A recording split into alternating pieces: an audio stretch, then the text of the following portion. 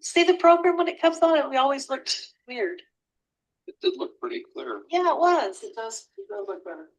It might be versus. Now that looks more like it. Little, maybe it was just bigger.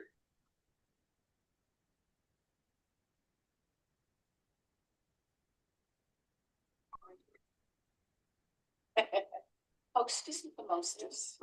Everyone online, can you hear me okay? Yeah, I can hear you.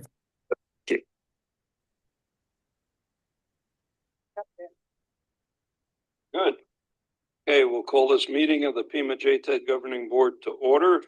Chris, roll call. Dr. Megan, here. Alex Hockerby. Yes, ma'am. Brenda Marietti. Here. Dr. Pete. Here. Awesome. Here. Okay. You rise for the pledge. Mr. Hockerby. I pledge allegiance to the flag Of the United States of America. And to the republic for which it stands. One nation, under God, indivisible, liberty and justice for all. Hoorah.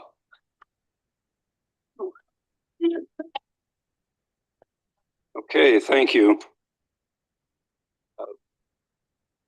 We'll read the land acknowledgement. We respectfully acknowledge the campuses of Pima JTED are set on the land of indigenous peoples. With Arizona being home to 22 federally recognized tribes, we respectfully recognize that indigenous people have been living and working on this land since time immemorial. We need a motion to approve the agenda. So moved. Second. A motion and a second. All in favor, say aye. Aye. Motion passes. Greg Deanne is up next with recognitions.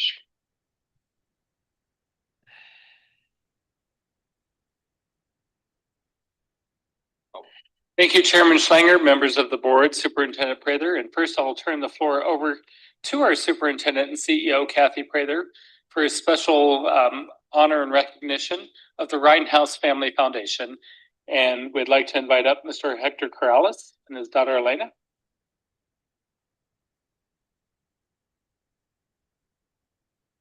Last school year, I had the opportunity to provide a tour to Mr. Hector Corrales of our Bridges campus. And during the tour of the 3D animation and 3D lab, virtual reality lab, he was speaking with our instructor, Mr. David Fuller, and simply asked him what would take this program to the next level. And David said, well, we really could use a new computer lab. And lo and behold, within a few months, the Rhinehouse Family Foundation, through Mr. Hector Corrales, provided the funding for a brand new lab for the entire classroom. And so a very exciting time at 5 o'clock this evening, we had a ribbon cutting. It was attended by a number of community neighborhood group representatives, as well as representatives from Governor Katie Hobbs' Southern Arizona office. And so, as well as many of our faculty and staff, and of course, students. And I just want to thank you, Mr. Corrales, for your generosity. And thank you, Elena, for being here today, too. And this is such a special occasion, and we are incredibly grateful. Our students are grateful, and you have truly made a difference. So thank you.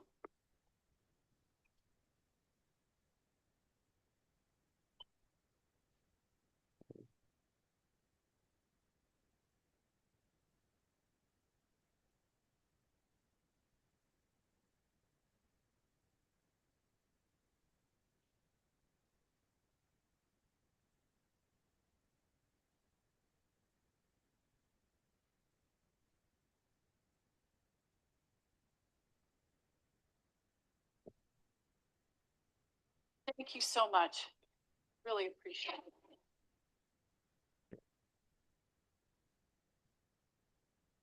Thank you. Thank you for being here today. Elena,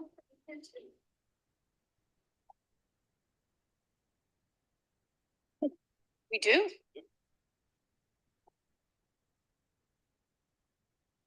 And Chairman Schlinger, members of the board, and Superintendent Prather, our next recognition is our colleague, Professional Development Specialist, Ms. Kimberly McCroy.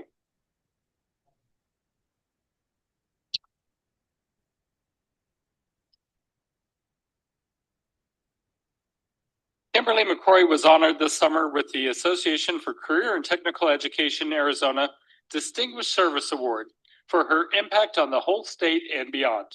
Excuse me. Kimberly works tirelessly on the Premier Series Committee, which meets monthly to revise, update, and expand the Premier Series offerings to CTE educators. She has done an outstanding job of representing Pima JTED and ACTE-AZ at the state and national conferences, sharing her expertise on topics such as national board certification, which she has earned, career and technical student organizations, which she has mastered, and using AI to help with running your CTSO and also work-based learning and all phases of running a premier program for students. She recently presented on that last topic at the national conference with over 800 registered attendees. Her reach is far and wide across the state, and we greatly appreciate that. Her boss, Mr. Kurt Bertelson, admitted to me that sometimes he feels he should be working for her. I think maybe oftentimes.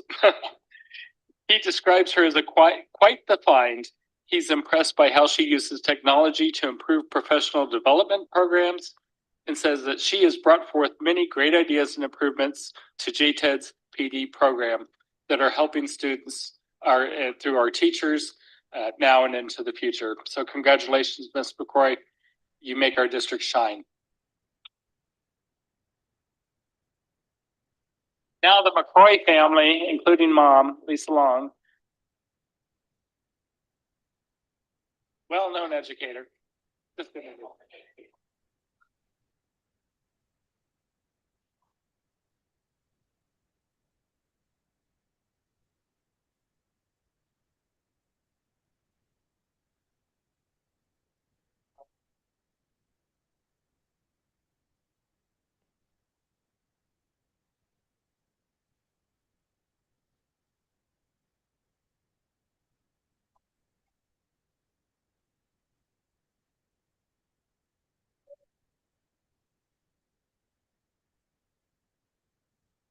Thank you very much, Chairman Schlinger. That concludes our recognitions for this evening.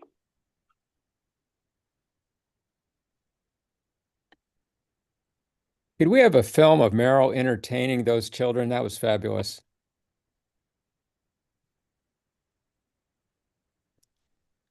It is recorded, so. All right. Yeah. Thank you. Maybe we need an entertainment recognition next month. Yeah. Next is, thank you. Thank you. Next is call to the public. Anybody want to talk to us? No? Didn't think so. Okay, correspondence and reports, our superintendent. Thank you, Mr. Chair. Tonight's report is really about the successful opening of school. We have the largest enrollment we have ever seen at Pima JTED. We are up by about 400 students. The campuses are beautiful. They are sparkling thanks to our facilities team.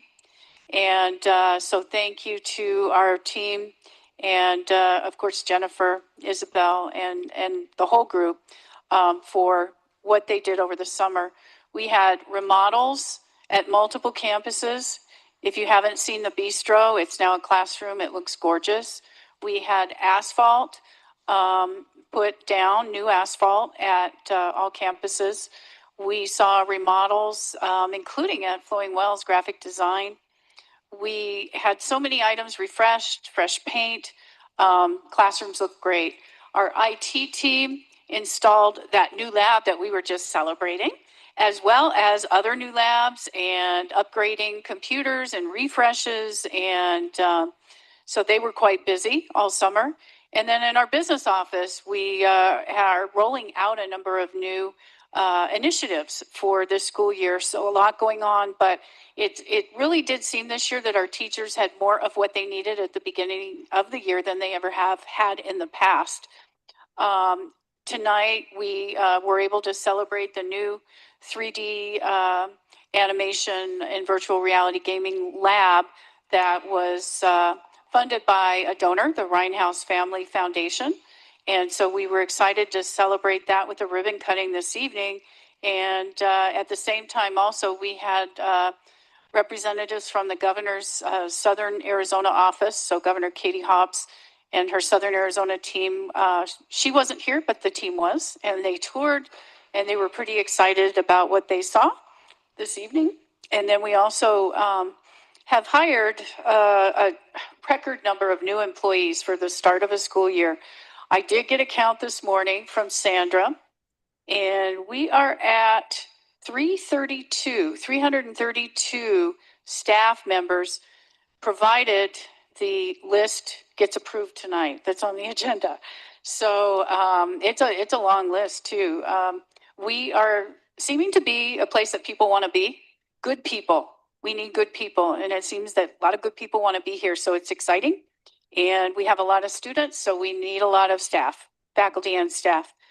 And then I wanted to highlight the new CGentix system that is a panic button system that now throughout every single Pima JTED Central Campus classroom, we have the ability for faculty to call for help. So if they need help in the classroom, maybe there's a student is ill or something happens, they're able to call just the administrators by pushing the button 3 times, which they wear around their neck. I'm wearing one now.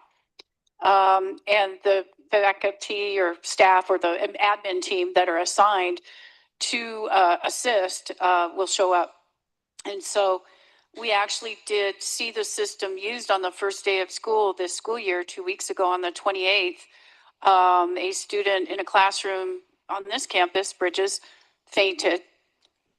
And the admin team was there within 30 seconds, according to the instructor. And so she sent a letter of appreciation and stating she was grateful that we have this system and that it really did work. But even beyond that, what we're hearing from our faculty and staff is that these panic buttons also provide a sense of security, knowing that someone will be there for them quickly if they need the help. And so we're grateful, and thank you to Jennifer Atterbury-Pierpont for launching that and training all of us in the proper use of these systems. And it's sad that only 4 school districts in Southern Arizona have these right now. I'm sure more will as time goes on. But I just want to thank you for that. And then congratulate all of our faculty, all of our staffs, every department, whether it's PD, PR, IT, facilities, business office, counseling, teaching, curriculum and instruction. All of you have been amazing. So congratulations on a great opening of school. And that concludes my report. Thank you. Next is governing board member reports. Wayne. Yeah, 3 items. Participated in the school finance part 3 today. Been involved with the master site planning and also participated in an AI and health education careers webinar. Thank you. Cindy? Joined the the JTED, sorry, Frank. I joined the JTED Foundation Board, which is quite fun. I'm enjoying that, learning more and more, and the discussion that we had this morning on the Finance Committee was very helpful to understand the bigger picture of what we do and how we do it, and things that are will be better, a little bit better, and as a result of this deep looking at this. I just came back from a national conference on physiology majors at the universities. And one of the things that came up multiple times was the sort of interesting blurring, if you will, between various levels of education. From high school, where so many kids now are taking dual credit or taking advanced placement or whatever, coming to the community college, where maybe those students are just a little bit more advanced, but maybe not, to getting to the university level, so that these significant demarcations that we used to have between institutions at different levels are not necessarily still as much in place, to the benefit of the students and to the benefit of the faculty that get a chance to interact with that. But more than that, we talked a lot about, we talk about physiology majors across the United States. And there are not that many. There are only 15 total at the undergraduate level. And we talked about what that needs to include, and content, indeed, professional skills, and hands-on application. And I said, I'm involved with a program where that works really well at the high school level. And I think we could benefit from learning more about that curriculum. So I had a chance to talk a lot about JTED and the kinds of ways we integrate the hands-on learning, problem-based learning with the content, and how that really impacts students and leaves them with something that they take away and put to life in their next step, whether it's their career or their professional skills. So it was great fun to be able to share with a much bigger and different audience than I usually get to talk to. Alex. Well, mine is not nearly as exciting as yours. I'm glad you were able to increase our visibility in the world.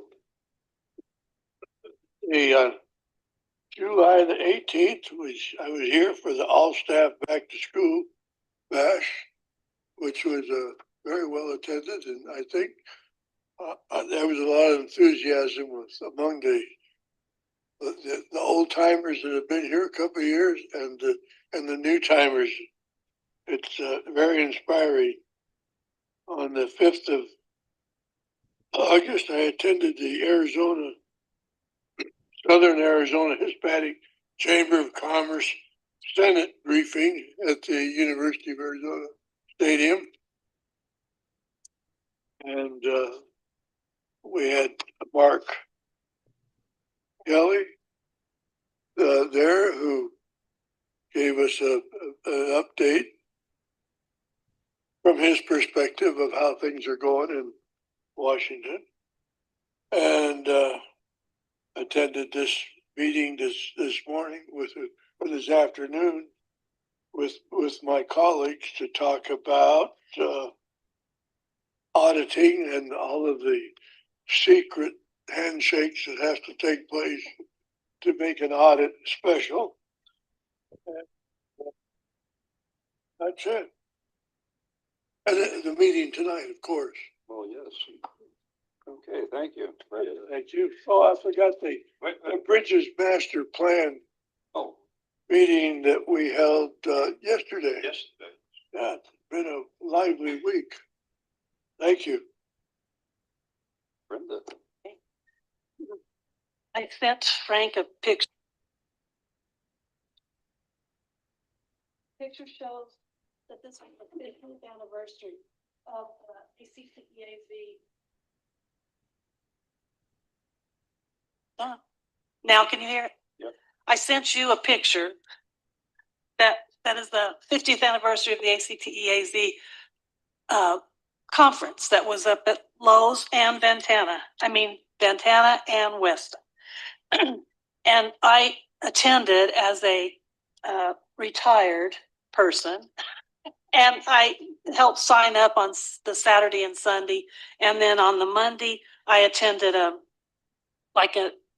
reception for John Mulcahy and Pam to show their appreciation for all of their work with ACT EAP. If you remember, Dr. Mulcahy spoke at our 3 galas, and he's very good at giving us the ins and outs of CTE, and he always updates his information, so it was good. During the keynote, he provided us of examples of best practices in our state for instruction, and our own Hector Reyes was his example of the CTSO in instruction. He has 2, FBLA for his class here, and he does DECA for his hospitality that he teaches on the satellite Desert View. On Monday was that reception, and on July 16th, we had a special Zoom board meeting. On Tuesday, August 5th, I attended with Alex and Kathy and him. The thing with Mark Kelly, his presentation at U of A, which I found very informative, and I found him trying to put a positive spin on what's going on right now. And I will continue my satellite visits next month. Today, I was also at the finance meeting, and I thought it was very informative on something we're going to be voting on tonight. So that's my August report. Well, thank you. And I was at the in-service, which is always fun. Enjoy seeing all the instructors and all the new teachers and feeling all the enthusiasm in the room. As mentioned, I was also at the Senator Kelly event.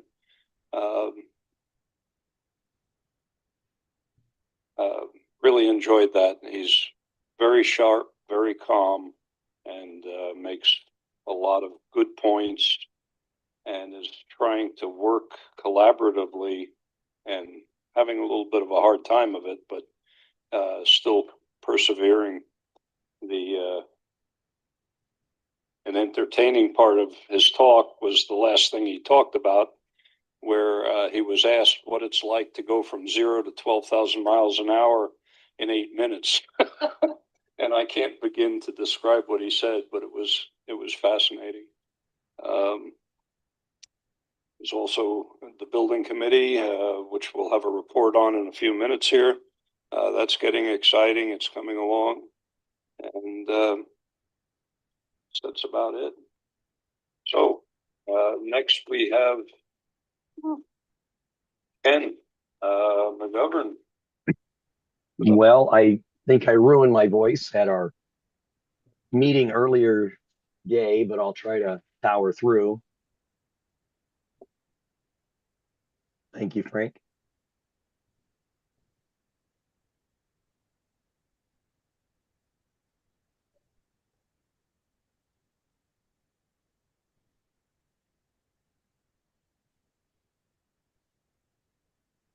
One more. So we're going to present both the FY 2025 and the FY 2026 financials because we're working in both fiscal years right now.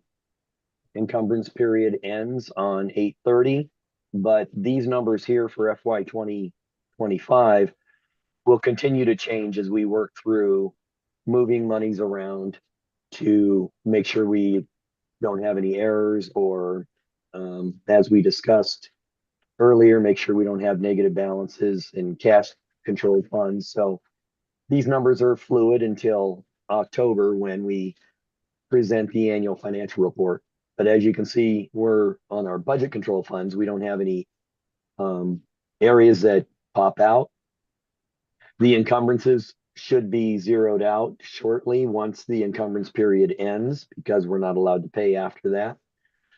So all that will be moved over into a budget balance. But again, some items might affect the final balances up through October. Next slide, please. Here's our cash control funds. We're still dealing with some timing issues on our culinary arts, student catering. We will not allow that negative $3,289 to reside there. If we don't get those payments in before 8/30, then we will make adjustments to ensure that that fund is not negative. by the close of the fiscal year. Next slide, please. And this is just a recap of our M&O fund with all the various object groups. And again, the yellow highlight is our pass-through payments to our member districts. And currently we have a $49,000 budget balance, but that will continue to grow as we move through this process. Any questions on those before we get to member districts? I have a question. Yes, And sir. the question is, since we have gone through the fiscal year, what is our situation with what the state owes us, and when will we get it? I would have to check, but I believe we got the final payment in July. And remember that I'm assuming you're talking about for M&O and capital for the state aid payments. That's correct. We Yes. So that's why I'm asking the question. Yeah. So the last payment usually comes in July. I would have to check, but I believe we have received those. Thank you. Other question? No. Okay. Go ahead. Next slide. We're going to look at the member district summaries and then individual member districts. Rinky. There we go. Again, this is just a summary of the different type of payments that we have sent out to the member districts. As you can see, we have a remaining balance of $55,212,000. Some of that has been requested, not large chunks, but some of it has been requested since this report was put together. So of course, this number will be fluid until after August 30th. And then I'll just let Frankie slowly scroll through the individual member districts, and he can stop if you have questions on any of them.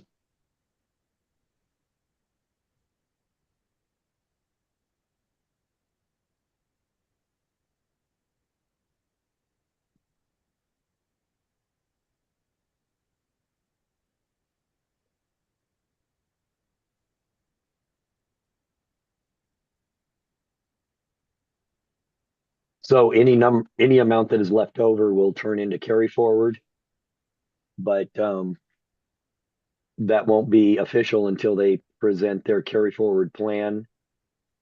And then we'll issue that in a PO revision to them. Any questions?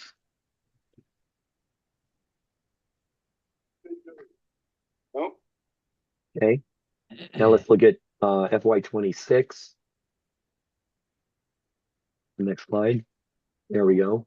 There's not a lot going on yet, although we do have some expenditures, obviously, going through July and the first part of August. But obviously, we should not be starting the year off with negative budget balances, and we are not. So we're looking good here. Next slide. And this here is the cash control balances. Now you might ask, how come 907 is not negative? We've posted some revenue to make that good, but we have to make sure that we're in the right fiscal year. So again, it's a fluid statement until we finalize it after the annual financial report.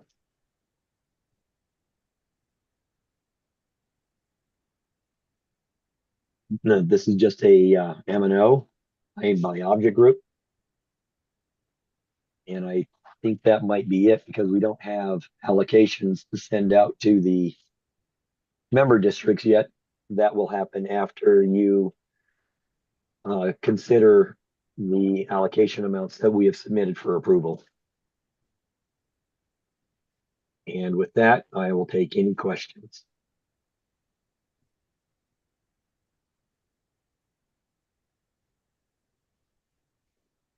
All right. Thank you very much. You. Yeah. Oh. Okay, information and updates. We have our Tufik and our architects. So you're up next.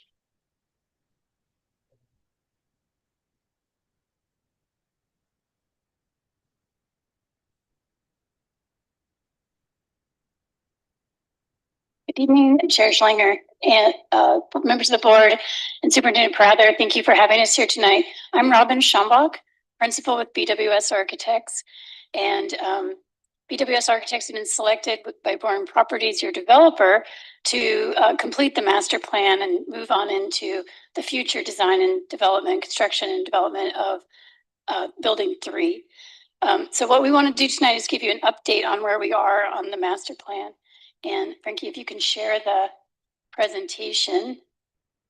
I'm going to start a little bit, just a reminder of what the master plan process entails. But I want to start with my favorite part of any project, the schedule. The schedule is a roadmap for how we make sure that the right things are happening in the right time so that we can have a project complete for the school year starting 27-28, which sounds very far away, but is not in the world that we live in of having a building really ready to go. So I'm not expecting that you read this at all. I just want you to know that we've developed a project schedule together, that is the goal of this project schedule, that between Bourne and the design and build team, we'll be reviewing that schedule together and making sure that we're adjusting for, hiccups along the way, because those sometimes happen, but that we always have a plan for moving forward with that end goal in mind. The next slide is just a little bit of a microcosm of that larger schedule, which is the master plan effort. And we're just about, I'd say, a third to the half of the way through the master plan process. We started with establishing some goals, which we'll look at in a moment, with the planning committee. And then we have done a complete site analysis of the 2 parcels that are in the planning area. We developed a program for the 2 buildings. That's a work in progress right now. We're looking at a range of the programs that might go in and how to plan for programs that are yet to be defined, but we know will evolve as needs arise in our community and we work together to meet those needs of the students and the industries that we support. The important thing about the master plan is that we want to be done in October, because that is a milestone to trigger the next phases of design and development of Building 3. So that's an important milestone in that larger schedule that we shared. And so I have this smaller schedule that we're keeping track of right now to make sure that we're doing the right thing in the right order. So I want to just, any questions about schedule or those big picture goals of October for the master plan, school year opening 27-28? Great. I'll keep on rolling. You can ask questions at any time. And I'm probably talking way too fast. I've been told recently that I'm a fast talker, so I'll take a breath and slow down. Frankie, if you could go to the next slide, perfect. And I'm not going to go through all of these. There's 2 slides of goals, but I think it's really important for the board to know that the planning committee has spent some time with us having a conversation that we've captured in these goals that are important to them and reflect what's important to the students, faculty, and staff who work in the buildings. So we want to be able to, for instance, increase utilization of the building day or night. We want to make sure that the facility is serving needs across those time periods so that you're getting the full use of the resources that you've invested. We want to consider how to increase activity by the building design and the programming for working with community groups. So those are some of the things that we've been looking at. Another one is to be transparent to teaching and learning. And part of that is being able to show students what other teaching or learning opportunities, program opportunities are available across the campus. So you can go to the next one. And again, that just closes out those goals. In addition to the work that we're going to show you tonight in development of the plan options, And in addition to the site analysis that we completed, we've had the opportunity to go visit some example projects.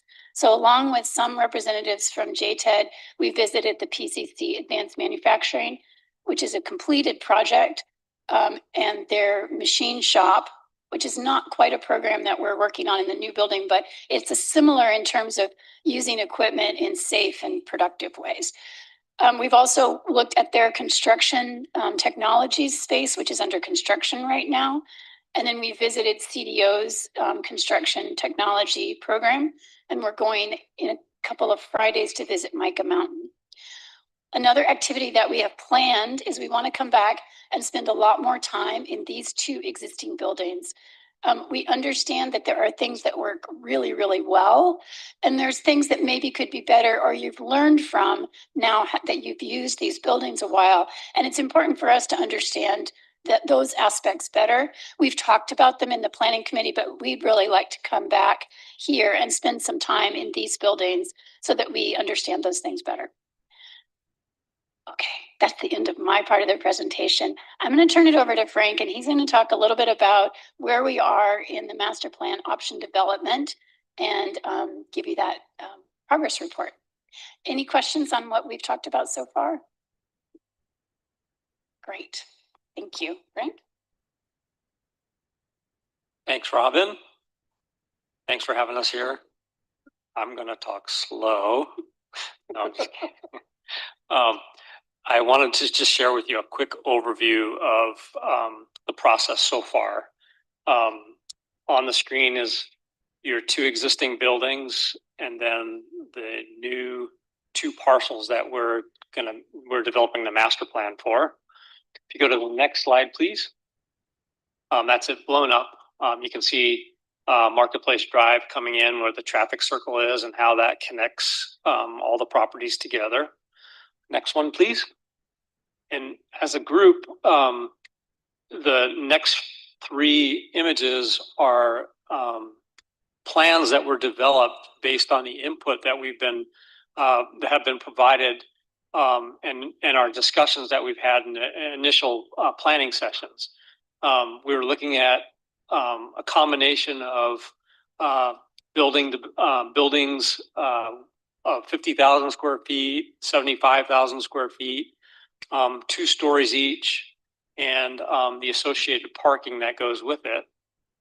And we're also looking at ways to introduce outdoor space that's adjacent to the buildings, and circulation, how pedestrians and vehicles circulate around the site. So this first option was an extension of the 2 buildings, kind of a repeat of that, where they're all connected by a spine. The next option, please, is another look at what if we organize the buildings in another fashion where they were kind of front and center on the roundabout. And then the next option, please, is what if we flip them to the other side, but still connected them by a spine, and how would the parking work out that way? We looked at these options together as a group, the planning committee and the architects and the developer team, and we weighed the pros and cons of each of these, and then we developed 3 more options. And the next one, please. This is what if we broke the 2 buildings up in a little bit of a different fashion. We created separate staff parking up to the upper left-hand corner and student parking toward the front of the buildings where they were separated. The next slide is a variation on this, where we made the parking more proportional to the need of your school, and developed a way that they might be connected or they might not be connected, the buildings. And the next one is another option where we're again showing a 75,000 square foot footprint and a 50,000 square foot footprint in a different location on the site. And so far, we're analyzing these together. We have produced some pros and cons to these, and we have a few minor developments to make as we move forward with the group to make the final decision on on what the master plan direction will be. That hasn't been made yet by the committee or anything. This is just a snapshot of where we are in the process. Robin or Tufik, is there anything else that you'd like to add to this that I forgot? I might go back to E and just talk a little bit about that. That one is buried into the top a bit. Okay. To keep everybody in the loop. Yeah, and I think that's a good point. I think so everybody knows, option E for excellent is the one that everybody seems to like the most so far. And the reason I think people like it the most is that it provides a lot of flexibility. It gives us in the planning stages the ability to modulate the amount of parking that goes in the front, the amount that goes in the back. It also gives us the opportunity either to connect the buildings together or to separate them if we want to as they develop. And then it also kind of lays out a path for a fifth building. If you ever wanted to do that, there's a place on the site that is starting to evolve into a potential site in that way. We have programming that fits that as we sit. Yeah, as we sit today, we've been developing the program together. That's the area tabulation where we identify all the spaces that are going to go in the building and the associated square footages for each space. And right now we've got 75,000 square feet programmed for building 3, which is the next phase. And building 3 is primarily learning space, classroom space. And then building 4, we're slightly over 50,000 square feet right now in program, and that's less defined right now. It contains district offices, district multi-purpose space, an early learning center, and a few other functions that are not clearly defined as classroom space. But I think what everybody's leaning toward right now is maybe looking at a 75,000 square foot footprint for that as well, because it's easily adding up very quickly what could go into the building. Thank you. Thank you. So good evening to the board. Seems like I was here not that long ago. Well, first, thanks to Robin and Frank. It's been terrific going on this journey with them and their team. I shared with Robin this morning, seeing the land and this master plan coming to life in the way that it is right now is what we described to the board several months ago when we asked for permission to get going on this part of the process. Optionality was the word that came to mind as Robin and Frank were describing the different scenarios. Not only optionality for the size and the layout of future buildings, the programming as the curriculum continues to grow, but optionality in the way that we put together this journey.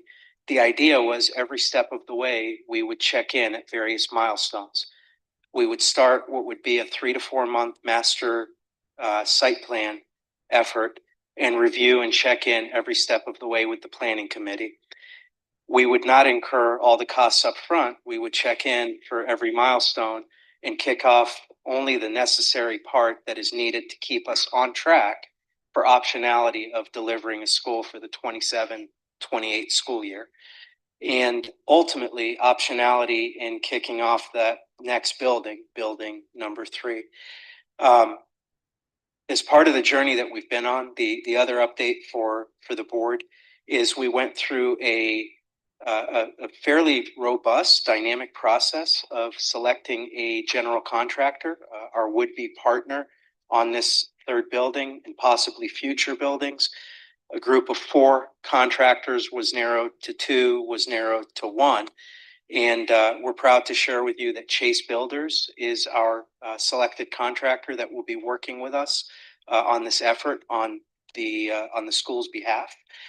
The import of that is having the contractor on the team, working with the architect, working with the civil engineer. We'll talk about the civil in just a moment. Working with the developer, working with the school, gives us pricing guidance and an idea of where we can value engineer, what our scope should be or shouldn't be. So by way of example, we referenced programming to date suggests the next building wants to be 75,000 square feet. As we look at that budget and what it might entail, we might conclude that 75,000 feet is economically feasible, and we might pursue that path, or we might say it's a bridge too far and we need to pull back. And again, back to that optionality. And so the goal of having them involved up front is to add that value and more. The last thing I'll share, and then I would love to field questions along with Robin and Frank. Later this evening, I believe it's going to be Ken that makes the ask of the board. Tonight's milestone would have us requesting two next steps. The first is authority to move forward with the acquisition of the land to secure land parcels 3 and 4, even as we continue down this master planning exercise and ultimately kicking off the third building. And to kick that off is going to entail legal documentation that we've entered into before.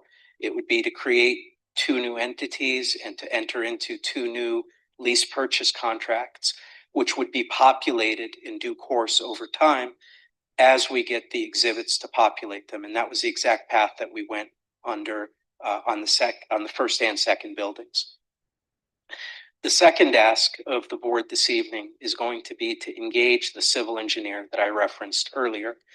Whereas today they play a small role in the architecture engagement, we're quickly approaching a world where the site planning efficiencies, the underground infrastructure, the wet and dry utilities, the placement of the buildings will be impacted by the civil engineers and their feedback.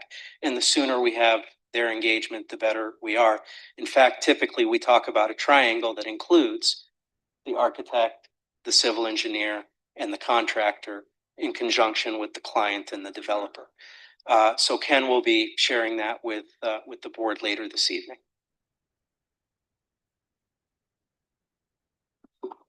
Thank you. Any questions? Alex? Yeah, I'm very concerned that we have gone through a progress where we haven't had anything to say about it. That the selection for the contractors, we had no input there or any knowledge that it was taking place. And well, I've got a lot of shell shock going what has happened in the second building. And so I want to make sure that our bases are covered. But unless we have better communication between the developer and ourselves, it leaves a lot of uncertainty out there. So I don't understand why we weren't involved in some of the part of that process where contractor selecting was done with no input from us. And I would hope that there would be a way that we could fix that so it doesn't happen again. Mr. Hockamy, we strive to communicate very openly with the board, with the school, with everyone, the planning committee, and everyone involved in the project.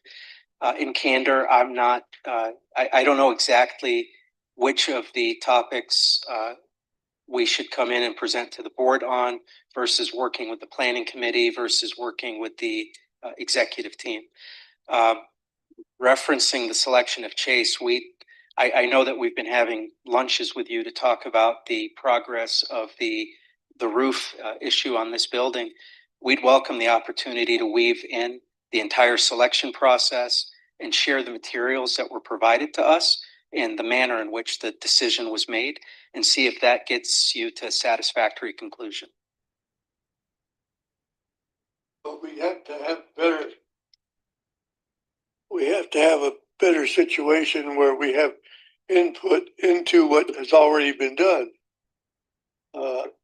I feel like I personally think we've been blindsided on it, and I'm very uncomfortable with it. So my 2 cents is somehow we want to be involved in the selection and choosing and what have you that we haven't been involved in. And that's my 2 cents. Yes, sir. We'll work to do better. All right, well, maybe we could get the information that you use to make the choice. We could review that and see if we have any further questions or issues regarding it. That would be a good thing. Also, if you could send us your PowerPoint here, especially the first slides, which we really couldn't read, that would be good if we could send that out to the board. So. Any other questions, comments? Cindy? I apologize. I haven't been part of the planning committee, so you may have already discussed a lot of these things. 2 things that sort of came up early on in the first 2 buildings, or particularly in the second building, was what about water collection from our ever-present monsoons? We hope. Will they build that in this process? Because I know we were thinking about it post hoc last time, which turned out to be quite difficult. So it'd be good to put that in on the front end. But the other thing that I was thinking about is we live in we have lots of wonderful trees. I think those are, and we hope. It seems to me that there needs to be more outdoor space for events or for students to gather or whatever. And is there a place that's not on asphalt to enable that? Because we had that wonderful nursing pinning ceremony out there on the gravel, which was hot in May and not the best for folding chairs. So I was hoping that maybe something like that was being built in as well. Those are great observations. We agree with you. There needs to be more soft outdoor space. These concepts are really just kind of testing the limits of the site and not getting into that level of detail yet. We were trying to figure out how much the maximum parking we could provide was, and then how much square footage of building we could provide.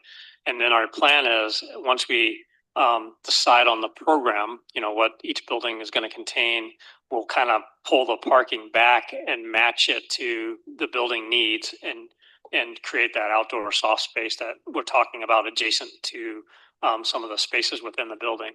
And then your point about water harvesting is a really good one too. And I would say every single meeting we've had so far, that's come up as a topic. It's definitely in our notes and on the radar.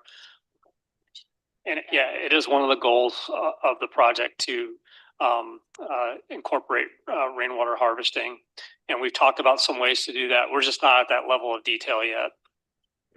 It would be good to know if Chase has some experience with that type of project. Yeah, they were the builders on the Pima College project that we toured recently, and they do a lot of K through 12 work, and so they're they're very familiar and qualified to do this work. But specifically the rainwater harvesting. Yeah, I'm not familiar enough with their portfolio other than what we talked about. Maybe Robin might be, though. Yes, I think that, the design team will lead some of the suggestions and development of ideas, because all of the goals have to be balanced against, sometimes they're kind of competing ideas. And so those have to be balanced, and of course, balanced against the resources of the investment. So there'll be a lot of that kind of testing of what is possible within the budget. But Chase has worked on several projects that have that level of sustainability. They actually worked with us on a project for Oracle School District, which incorporated some passive techniques. On those, I will say they were very suited for that environment, that project. So they were quite passive. They were more collection and guidance, not anything too elaborate. That's a single school district with a really tiny facilities staff. So it was modulated for what their abilities were. But Chase worked with us on that and made some adjustments during construction that helped the school district feel like they could manage what we had designed. So that was helpful. I'll just add one other point along that, which since you mentioned sustainability, I know we've talked up here and with many others about incorporating sustainability as a theme throughout many of our just various disciplines and programs. In whatever it is that is done, it would be wonderful to have that be a living lab for that program to understand water harvesting or understand passive or solar or solar actually would be good too. We did the first LEED certified building for TUSD. It's Davidson Elementary. And on that project, we also incorporated some work sessions with faculty. Now it's a K-5. And so the level of participation of the students is different, but they had a program that managed the recycling for the whole school. They had and kept records and did all of the collection. And then they also had a program that evaluated the PV generation. They had some shade that was incorporated, the PV panels with monitoring that was built into the system. So students could do projects based on data that they received from the system.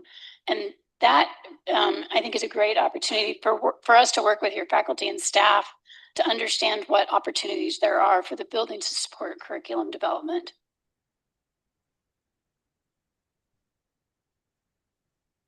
Okay, any other questions? Wayne, anything? Well, I just had this gut reaction in that there were some promises made in some of the earlier buildings that some of these things we've talked about would happen, and they never did. And I hear words, well, we'll have to look at the budget, we'll have to competing resources, etc. I mean, I haven't taken a vote of the board, but my feeling from what I've heard from my fellow board members is this is not optional.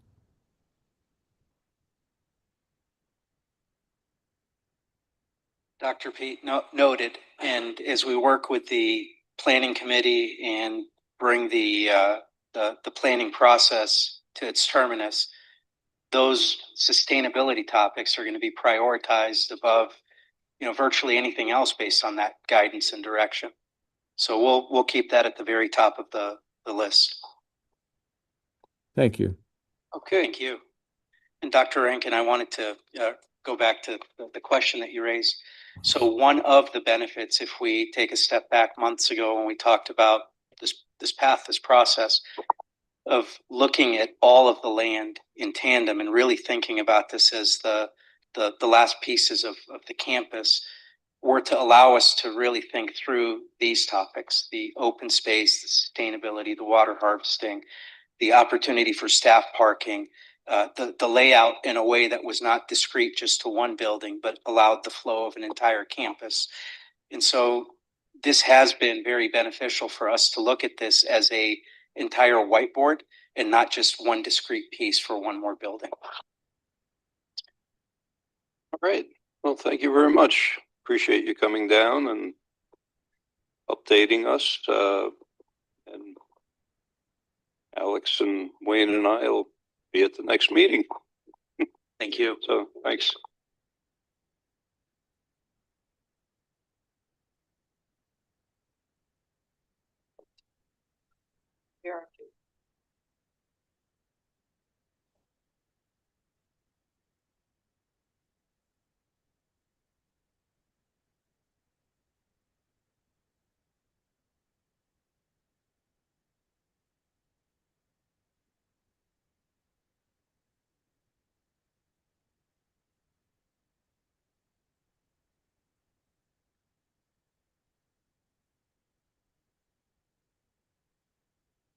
Thank you.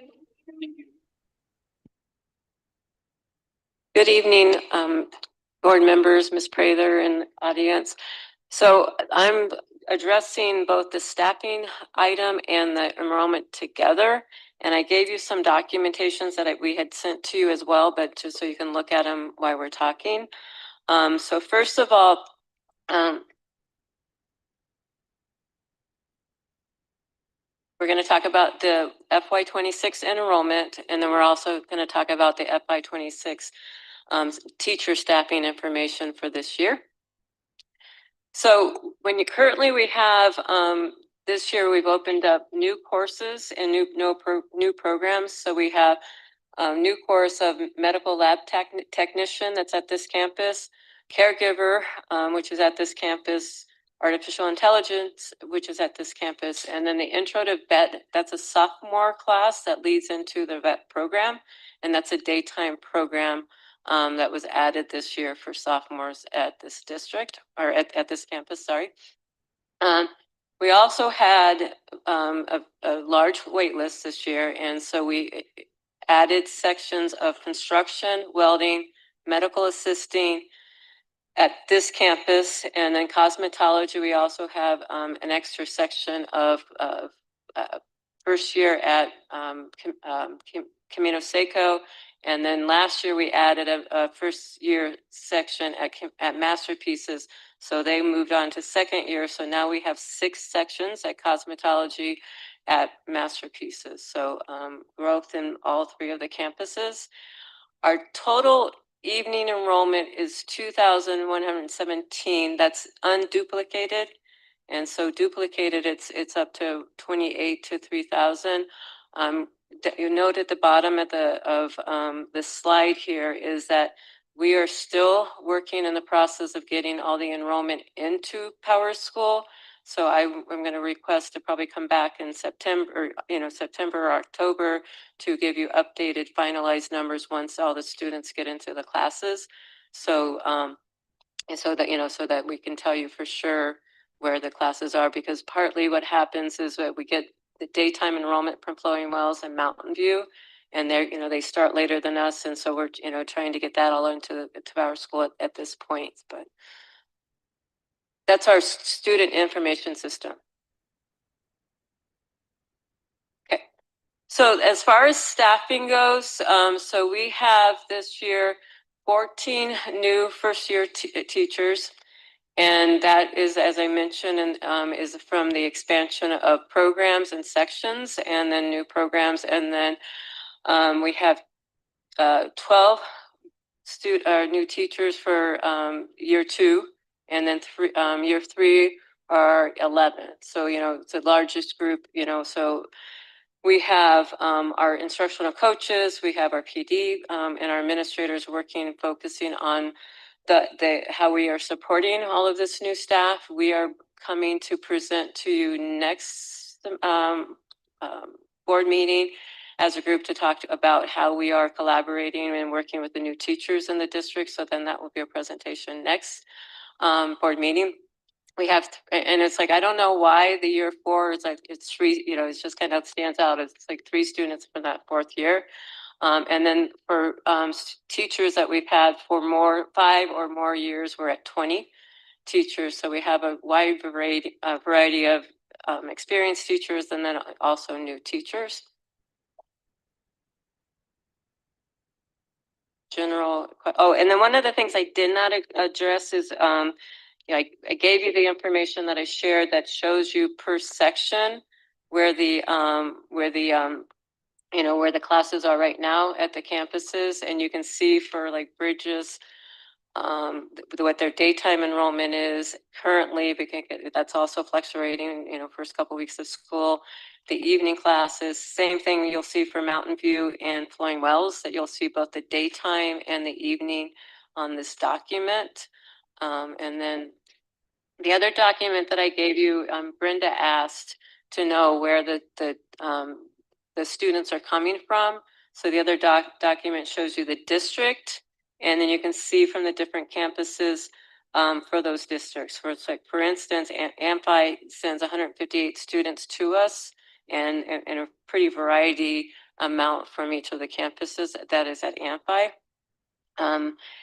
Cat Foothills, 82, and then you can see the amount of charter schools that we have listed here as well. And then, you know, all the districts, homeschool, private school, and then the, you know, all of our member districts for where they're coming from. So Brenda, did that kind of answer your question that you?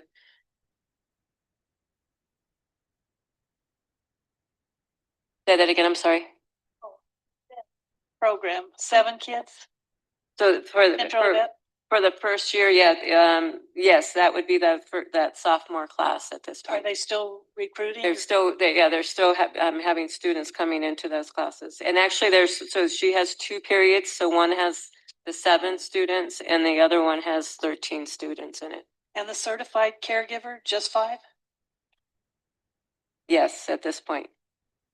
And that's where here? That's at daytime. Those are all daytime programs. Okay. Yes. Cosmetology. Oh, I'm sorry. No, go. I just was finishing. How many? They're staying in that program real well, correct? Cosmetology? Yes. Yes. I mean, so we have, you know, we start out with 20 per section, and I would say the second years are, you know, up, and we didn't lose too much attrition on that. So it's a very popular program. Thanks, Pat. So I was just looking at the TUSD schools. Catalina Foothills High School, there's a blank there. Is that? Say that again? Catalina Foothills High School? Yeah. First number of students, it's a blank, and I just wondered if it's just not there or it really is 0. Under TOSD?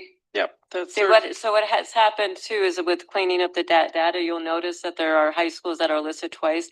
Catalina Foothills should not be under there. It's a separate district. Okay. And so that was on the way that it was entered into Power School and pulling it out at that. All right. One of the things, and I interact with a lot of students who have been to both Cat Foothills and University High, and okay, University High is in there twice. Okay, I see that. All right, I take back whatever I was going to say about University High. Okay. But the Cat Foothills, So look on the first page is where the actual numbers are for Cat Foothills. Okay, never mind. Thank you. That's good. That's good to see, because that's a place that I hear an awful lot of students say, I'd never heard anything about this. And especially the ones that are thinking about going into healthcare, the fact that they're not involved in our amazing healthcare programs is disappointing, because we provide avenues for them to do things that they are working very hard in college to get an ability to do: internships, hands-on shadowing, whatever. And we provide that free. Yeah. And access to it, and it's organized. And so I'm wondering what the deal is there, that those students don't see this as being a productive and applicable process for them while they're in high school. Parents, or maybe we're not advertising quite right, or I would say, Michelle Barkanic is the counselor that works with them, and she works really diligently with them. And so we do go out there quite often. And I think there's a number of variety of reasons for every high school. There's some students that are focused that I'm going to just do all the APs and whatever I need to do. But that number has gone up. So from over the years. So one thing I just thought of this, one thing that might actually help is if some of the students that I have at U of A who are going into the healthcare world, who have been to Catalina Foothills, talk about the things that they are now working hard to do, whereas JTED might have benefited. I also have students who've been through the JTED program and can easily talk about how productive and how successful it was in helping them move along their career path much faster. So any of your students that would be willing to come and, with our counselors out to an outreach would be more That'd be great. Yeah, I know they'd love to go home and brag about cool stuff they've done. We would love to have, students with the experience in the program. Okay, let's work on that. Okay. My question is about South Point High School. I see it's noted on here in 3 different places. Then why is it just in one place with all of them? Say that again, I'm sorry. South Point. Yeah, so it's under the private school, so I didn't, but so what was your question? I didn't hear it. It's in 3 different places here under And that's what I charter said, and that under private. Why aren't they all in one place? they should be, and that you'll notice that in this that we're still cleaning up the enrollment pieces, and that's where like you will see like Catalina Foothills under TUSD, but it really isn't in TUSD. So I have a question on how much trouble it is or how many kids don't come. If Flowing Wells hasn't started and Mountain View hasn't started, do they just not come until their school starts? say that again, I'm sorry. Oh, I'm sorry. How many absences do you have in Flowing Wells and Mountain View because their school hasn't started yet? When their school is not in, and so Why are we starting before them, I guess? okay, is my so but question. on those campuses, we start our programs on the date that they start. So that And do they're they not come? coming early. Okay. So they, so we start like at Mountain View, when they start, and that's when our evening class starts, plus also the day, and the same thing for Mike Searson at Flowing Wells. So they follow Mountain View's calendar at Mountain and Miranda's calendar in Mountain View and Flowing Wells for Flowing Wells High School. But does that then automatically exclude them from central campus No, programs? Because no. they'd have to come outside of their normal class? They, back to school because time. most of our programs are out our evening, so we have students from those districts will come and start school early because, we start a week before. Okay. And things like that. So Yeah, good thing. that doesn't prevent them from coming to us because it's a separate enrollment. Okay. I wasn't thinking it was preventing them. It was just causing them to not come.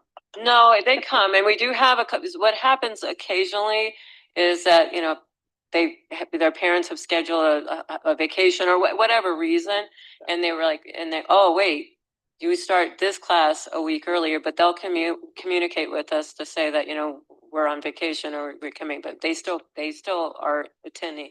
Oh, good. Okay, great. Thanks.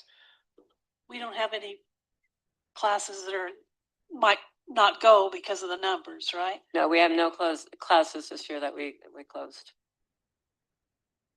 Okay. And I'm gonna knock on wood. We're 100% staffed, correct? Don't say that word. I Yes. I know, but we are. For Yeah. teachers, we're 100% staffed. We have are 100%. some Yes. other openings, but teachers, we are 100%. And as I mentioned, we'll be coming back next month to talk about how we're supporting our teachers. Thank you, Pat. Okay, thank you.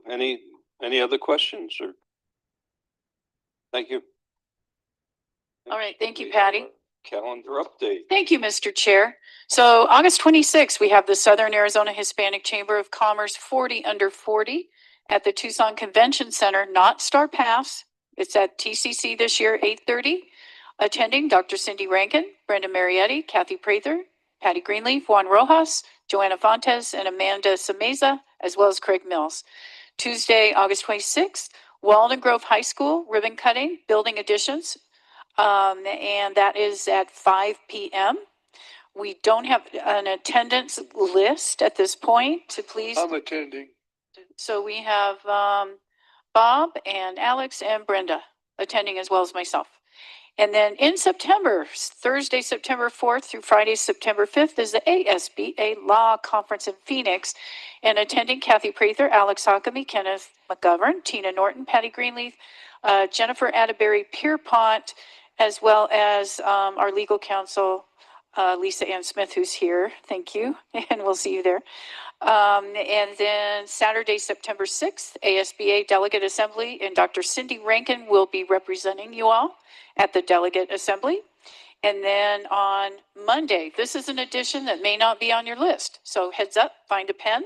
Monday, September 15th is the inaugural Pima County School Board Superintendent Collaborative, 5 p.m. And it is not at Amphi this year. It will be at the Flowing Wells Community Learning Center on Prince Road. And if you are planning to attend, let Chris know. And then on Thursday, September 18th, Southern Arizona Hispanic Chambers, Hispanic Market Outlook and Mercadito, which sounds like a little mercado. 1 p.m., Tucson Convention Center, attending Kathy Prather, Alex Hockamy, and Bob Schlanger. September 25th, we are scheduled to have a joint governing board meeting with the Marana Unified School District. Marana is going to host. Meeting begins at 5 p.m. More details to follow. And then on October 14th, which is the third Tuesday of the month, due to the fall break, that will be our governing board meeting. So because of fall break, our meeting for October is Tuesday, October 14th. And that concludes my calendar update. Well, thank you. Next is our consent agenda. I'll move the consent agenda, and I would like to talk to item J. Item J. Okay. All right, we have a second. Motion and a second. So, what would you like to say about item J? Just a clarification, Scott Weiler is attending this automation and robotic instructor training camp in Michigan. It is to train him on the new robotic arm that we won. So it's a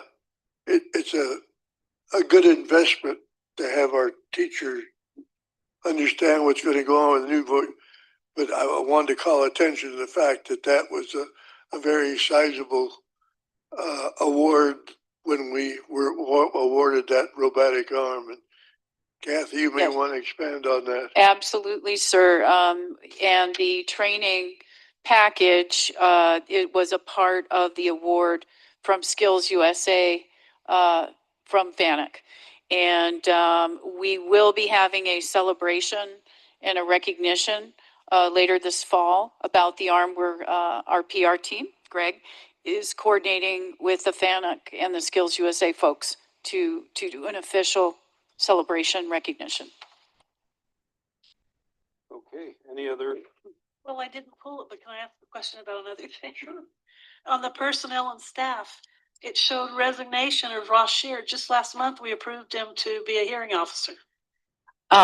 Yes, we learned after that he is needed at home and is no longer feeling that he can leave home to work with us. Have we got another one in line or? Yes, Okay. yes. All right. There's no other questions. All in favor of passing the consent agenda, say aye. Aye. Aye. Wayne?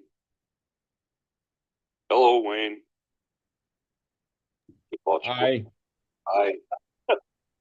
Wake up. Okay, I had my audio off. I'm sorry. it's okay. Just kidding. Well, I deserved it. All right. Next up is legislative update. Our superintendent. I believe Tina is still on. And Here, can you hear me? Yep, thank you, Tina. we can hear you. Yeah. Thank you. So of course, this time of year, there's not anything really legislatively going on. But as you guys mentioned, we attended the talk with Mark Kelly, which was very informative and very it was great to have him in the district. As you know, the Senator Kelly and Senator Gallego did put us in for a direct congressional spending award, and we were not selected, sadly, but we appreciate that we are continued to be considered for these awards from Congress that will help advance the workforce. And then appreciate that the governor's office sent some staff to visit us, and we just need to keep up the good work and be visible for our elected officials, because what we do is a benefit to the community, and it appeals to everyone on every side of the aisle. So with that, I'll take any questions. Any questions for Tina? No, I think we're good. Thank you. Thank you. New program requests. Patty?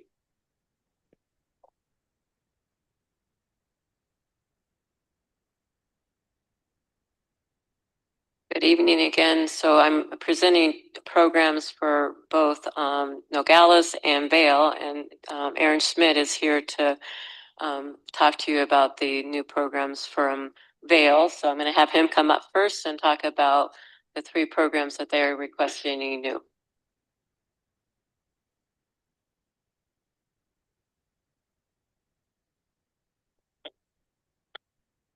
As a Prather, JTED board. We're really excited out in Vale to have a growing district. We have growing programs, and a few of our schools have to make some adjustments to their programs as well as additions to kind of keep up with that growth. As far as our CTE-based high school, Andrada Polytechnic, we have sports medicine and automotive that are both coming in.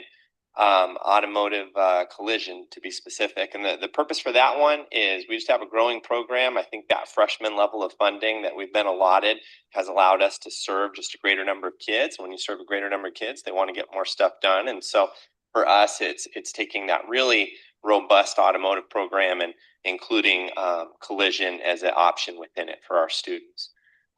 We've, for each of these, done a tremendous amount of background and work with students and softly been running them parallel to the programs for a little bit here. So we feel pretty comfortable with each of them. All of them have the workplace employability skills needed to help our students. All of them offer third-party credentials, and all of them have great work-based learning. Sports medicine is to complement the fact that our Andrada High School, once again, is growing, and its medical pathway just needs more options for our diverse students' needs. That school has recently also started offering sports, which is a new thing for them. So a very nice complement for a lot of our students was to offer sports medicine, which we really hope grows into supporting that PT Tech path, as well as our students who would like to continue a career in sports medicine. And then you know, I'm gonna knock on wood for Ms. Prather on this one, but we had some staffing adjustments over the summer at Vale Academy and High School. And if you're familiar with that high school, it's got about 120 kids in it. So when you have a staffing adjustment, sometimes that means you have a new CT program by the time you start school again. So for us, it's a K-12 school, and we really wanted on this next program to invest into the fact that we have 13 grade levels of students and experiences at that school. So if you've ever ran ed professions, it's not very fun to do at the high school. They're very used to what that is already. But for us at that site, we can run an ed professions program with our high school kids, and they can interact with different varying grade levels from preschool all the way up to 8th grade. And it kind of makes for a pretty great experience. So we're excited for that moving into the future. Thank you. Did you have any questions? Any questions? Oh, it sounds like you got lots of things going on. A quick question about the automotive collision repair. So do you have spaces for them mapped out in the Vale district area that they can go hang out, learn by doing internship? We're working on it. Dr. Egg, it's kids do a pretty good job of banging up their own cars. So there's a lot of work-based learning available for each of our students in the program. One of the benefits of that SIR automotive relationship, one of the benefits of having a robust automotive advisory, which Mr. Schlanger is very familiar with, is that our students have, I would almost say, boundless opportunities within our community if they're hardworking and have a good education to get some work-based learning in. In Vale, we don't have a collision-specific center. We have a couple smaller groups, but a tremendous number of our seniors participate within the different automotive groups as seniors. I think we have about 10 to 20 different ones who participate in the internship program with that. So they get a lot of great opportunity there. Thank you. So are you hiring a specific collision instructor? No, we're using existing staff who happen to also have a collision background. Jim Nelson, who's our lead instructor at that school, has spent a tremendous amount of his career working in the collision field as well as in the auto tech world. So he's very well versed in both. Okay. Thank you. Any other questions? I have a question to put you on the spot, Aaron. Do it. When we do our second round of joint board meetings, Yep. I would love to see us have one at Andrada so everybody can see some of the stuff you have going there. Well, we'd love to host you there. We'd love to host you at Michael. We'd host you anywhere. So feel free to let us know. And you'll be welcome with open arms. Thank you. What sports are you gonna offer in Andrada? Not football. Ones where you don't need a lot of facilities. Or big people? They're offering soccer and cross country and basketball and whatever sports they can kind of piggyback on the surrounding schools to be able to do. Because one of the investments we made in that school when it opened was into the CT facilities. So what we didn't do is we didn't build a traditional football complex or basketball gym. Instead, we built an automotive facility with two different nice areas as well as nice medical facilities. And there's a little give and take when we made that school. I have another question, Aaron. Your facilities for CTE at Micah Mountain were brought up earlier before you got here. They were constructed by Chase Building Team, is that correct? Or they were somehow involved in that? No, well, they may be misinterpreting. The last time we had Chase work with us for our CT facilities was the JTED kind of handover of that JTED facility at Empire High School, and they completely, it was Chase who revamped that room. And they did an excellent job with it. Yeah, they mentioned a tour of Micah Mountain. So I would, okay. Well, we have Mr. Jim Luckow already reaching out and setting that up. So I think we have a whole team of your people already set up, and I believe they're coming on the 22nd of this month to see our culinary facilities as well as our welding facilities. Excellent. Thank you. Thank you.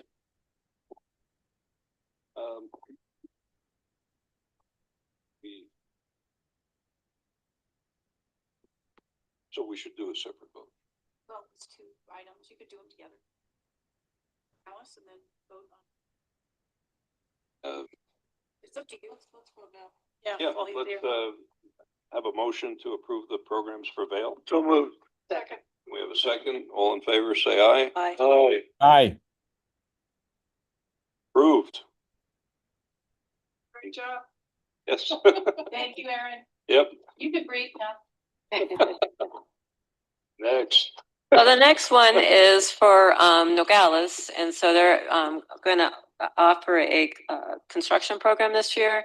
They have a teacher lined up, and they also have huge industry partnerships in that area that want them to do a construction technology program. And so that's, you know, the driving of that. And so they're going to start with construction 1 for the first year, and then, you know, grow it from, you know, after that. So that's their program. So moved. Second.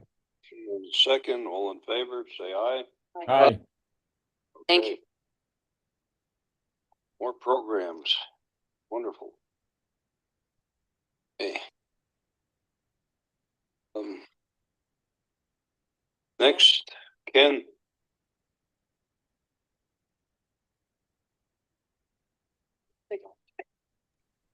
Sorry, I was muted. Okay, This the is, audit file.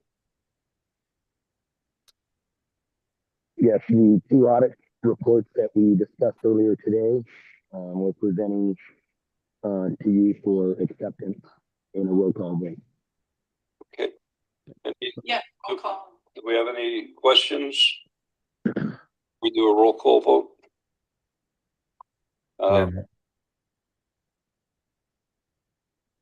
Motion, I suppose. We have motion. I move. Motion in a second, and Aye.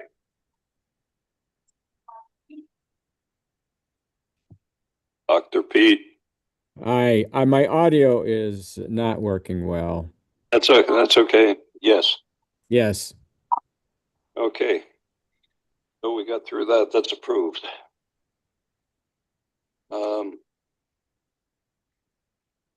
And then Tina, I guess you're up for the legal and contractual actions for the land purchase. Yes, so thank you, members of the board. As you recall, but building 1 at the bridges, we did a lease purchase for the building and the land to build building 1.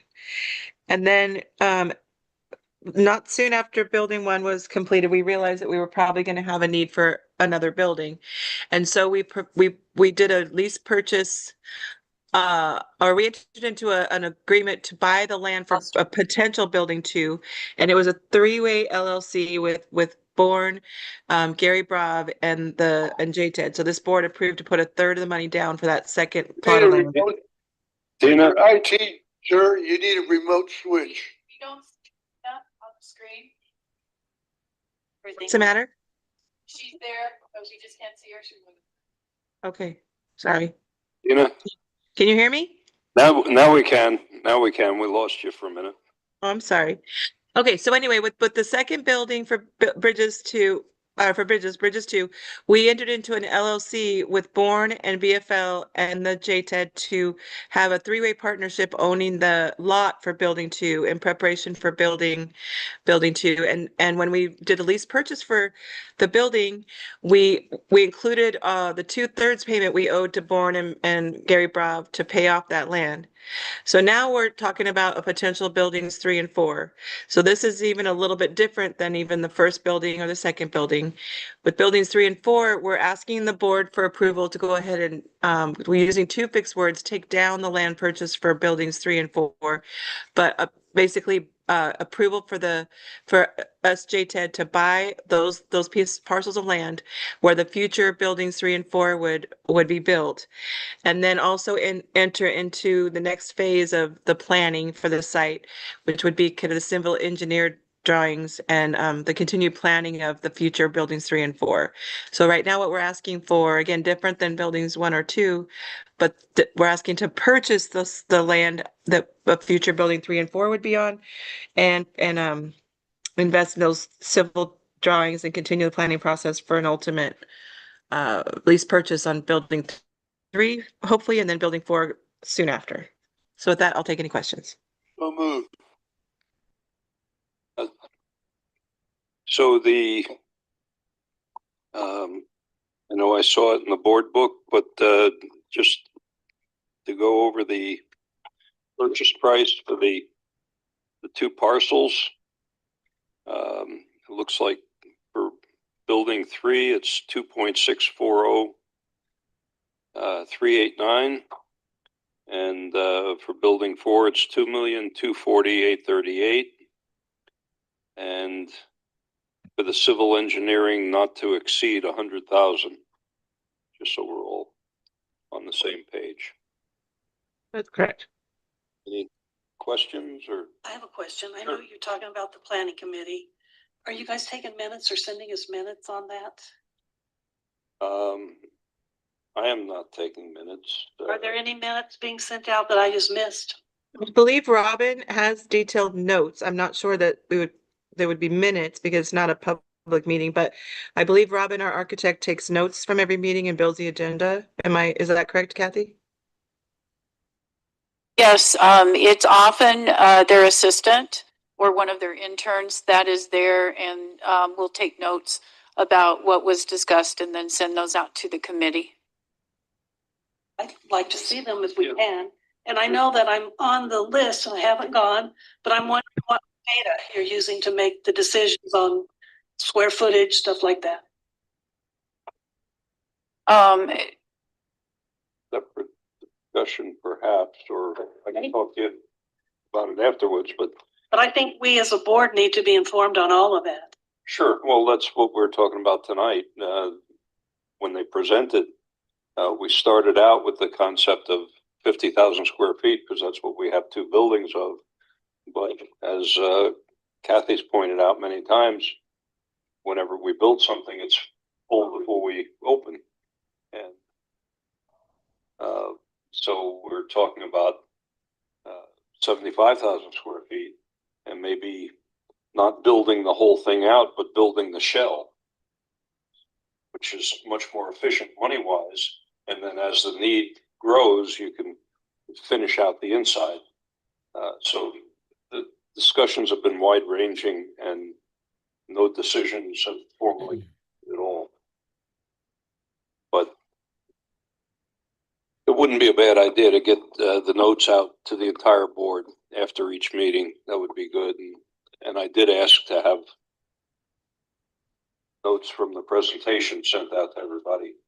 So with that, We have a motion and a second to approve the land purchase and up to $100,000 for the civil engineer. Call for the question. All in favor, say aye. Aye. Any opposed? Any abstentions? One. Okay. All right.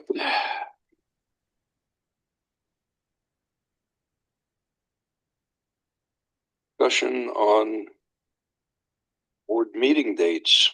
Yes, thank you, Mr. Chair. So we found often this summer, because of the growth, the added sections, that we were hiring not only teachers, but additional staff, instructional support staff, such as instructional aides, skill instructors for skill Saturdays. And so we came to you a few times with urgent meeting requests, special meeting requests. And so per your request, we want to plan ahead and say we will likely need some additional time to have you approve personnel hires, because it is in the best interest of our students that we get our teachers on board. We get them into Kurt and Kimberly's programs for PD as soon as possible. And so we want to onboard them and get them in our system. So what we are requesting is to schedule 3 Zoom meetings, May 26th, June 23rd, and July 21st. And then if we don't need them, we don't use them, we cancel them, but we get them in the book so you can plan. Good idea. Sounds okay. Any questions? We have a motion. So moved. Yes, Monday, May 26th, Monday, June 23rd, and Monday, July 21st. 2026. Correct, 2026. Okay. If we need them, and this was your idea, maybe it was Cindy's. I'm thinking it was Cindy's. So thank you. Okay. All in favor, say aye. Aye. Any opposed? Okay. Passes. Any future agenda items? One that we had before was the technology. And anything, I noticed there's issues. Ah, okay. And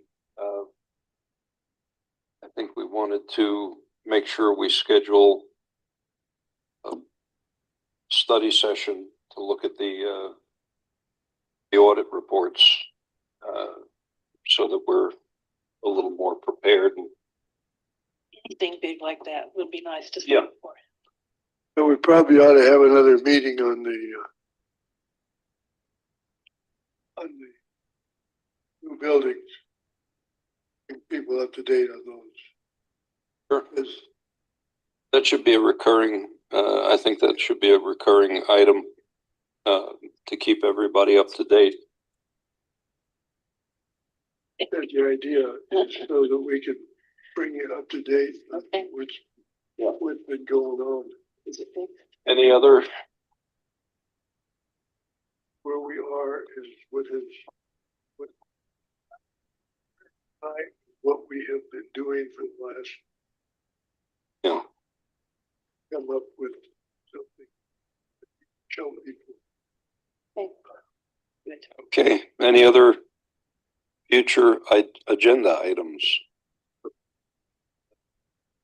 We need a motion to adjourn to executive session. I move we adjourn to executive session. Okay. You have a second? Second, third. All in favor, say aye. Aye. Aye. Okay. Aye. Adjourn to executive session.